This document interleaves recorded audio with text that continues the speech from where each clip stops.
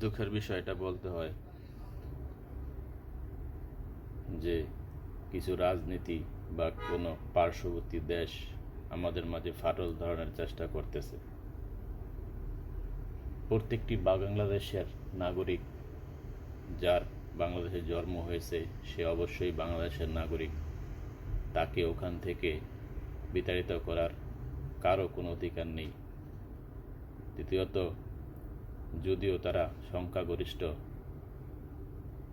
তবুও তারা অন্য দেশের থেকে বাংলাদেশের ভিতরে অনেক সুবিধায় আছে, শান্তিতে আছে। কারণ আমরা মনে করি বাংলাদেশি এক অপরের ভাই আমরা। যদিও ধর্মের পার্থক্য রয়েছে,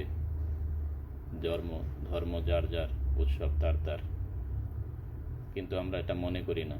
যেটা পার্শ্ববর্তী দেশ বা কিছু অভ্যন্তরের মানুষ এটা বলে যে হিন্দুদের এখান থেকে বিতাড়িত করা হবে। কেন করা হবে?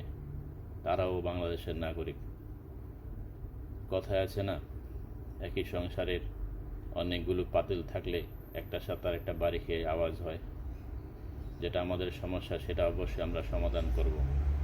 আপনারা নাক গলানোর চেষ্টা করবেন না বা কারো মাঝে ফাটল ধরানোর চেষ্টা করবেন না, দয়া করে। কারণ এখানে সবাই বাংলাদেশি। যদিও ধর্মের ফারাক, সেটা কোনো ব্যাপার না। কারণ এক দেশে অবশ্যই সব জাত মিলেই দেশ হয়। এটা আমাদের নবীও বলেছে, আমরাও বলি যে যে ধর্ম পালন করবে সেখানে আমরা বাধা দেব না, অবশ্যই বাধা দেব না। এবং এক অপরের জানমাল সুরক্ষিত রাখাটা আমাদের ইসলামী সুন্নাহ। সো আমাদের মাঝে ফাটল ধরানোর চেষ্টা করবেন না।